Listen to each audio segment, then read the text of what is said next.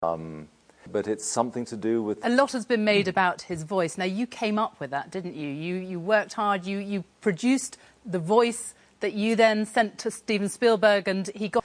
Some people have said it was startling when they first heard him come up with that voice. The hardest thing, I guess, must be to just keep hold of it. Is it true that you did stay in character for the whole filming? Were you Lincoln throughout the filming? You obviously stay in character. I know other people you've worked with. Steven Spielberg says that you talk to him as Lincoln. It must be draining for you emotionally to be that character, to be somebody else, for all that conscious of being asked about the way you perform, the way you prepare. Does it irritate you, though, the way that it's often portrayed?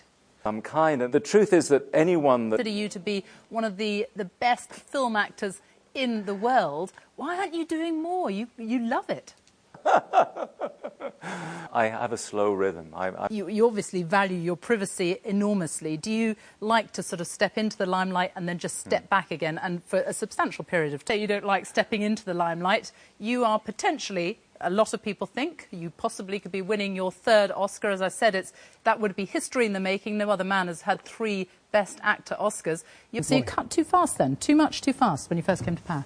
What happened? That's what you're saying. I didn't actually say it was a mistake. I was just describing what we've... You did say it was a mistake. In an interview in the House magazine, you said if I was going to be self-critical, this reduction in capital spending when we came into coalition government, I think we all realised that actually... What people want to know, and as you say, it is crucially important, but what people want to know is what is going to happen. Correct. We need new ways. Do we need new ways? Yeah, there are Do we 3 need ways. to rethink it? I mean, we've got the budget coming up in March, obviously, and there's been a chorus of voices just in the last few days, as you well know, saying that it is time to slow the austerity drive. Very clear. Your message is steady as she goes, more of the same. My message is that you can be very... There's no change. I mean, we've even got people like the IMF's chief economist who's saying, expending infrastructure projects, as the Mayor of London says, time to pour a lot more money into those. You've got one of the largest infrastructure projects in Europe, never mind the United Kingdom, in London already, Crossrail. Tomorrow we're announcing the bottom line. We're absolutely not going to change course in pay... Problems ahead you are anticipating now because of this in-out referendum that David Cameron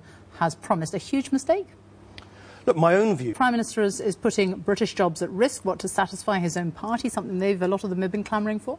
Well, you should ask him and get him... But is that what you think, privately? There are an awful lot of businesses. I mean, the business community is pretty divided on this issue, isn't it? And there are a lot of businesses who actually would welcome some sort of... And is why you, personally, have had such a big U-turn on Europe. I mean, it was only 5 years ago that you were calling for this in-out referendum on Europe. We've legislated for a referendum. No, but that's with fundamental changes. That's what you've legislated for. That's exactly what our manifesto said. No. That's what your manifesto said in 2010, but not in 2008. And you wrote an article about it. Don't rewrite history. Can I just... No. All I'm doing is quoting from you. You said that in February 2008, it's time to pull out the Thornhill. Do you remember what we were doing in 2008? I do, absolutely. But time for a debate. Politicians have been too cowardly to hold for 30 years. Is it not? It was a debate that needs to be held. You make quite a serious allegation that somehow we've changed. I've been absolutely clear. The Liberal Democrats have been absolutely clear. The British people... has very much thrown down the gauntlet on this, hasn't he? And he's said, if I am Prime Minister, this referendum will happen. So is that for you a deal-breaker if there's any future coalition? If he's Prime Minister with a majority Conservative government, he can do... something that a lot of people,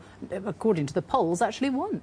I think... achieve those priorities that you outlined a moment ago. I mean, would you negotiate in any future coalition with either Labour or the Conservatives?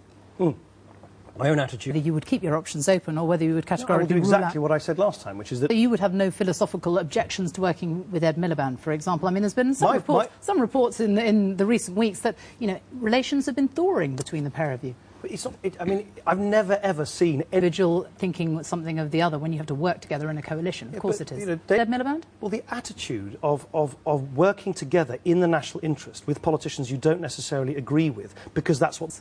You can take it as a yes, that I will always... I mean, your own personal ratings, they're not good at the moment, are they? 69% think that you're not doing a good job as a party leader. That was one of the most recent polls. I mean, I know we're looking into a crystal ball slightly here, but if in the future it came to a change the subject slightly, I mean, we've been talking to our Malian guests behind the scenes, I know, this morning. What more can Britain do you think? Should we be more involved?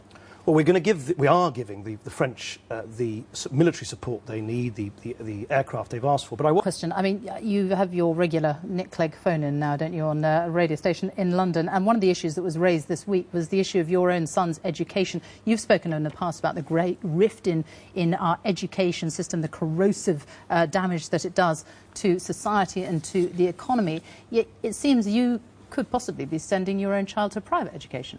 Out with such big statements about the corrosive impact on society. I think... Nick Clegg, thank you very much. Now, over to Sian Lloyd for the news headlines.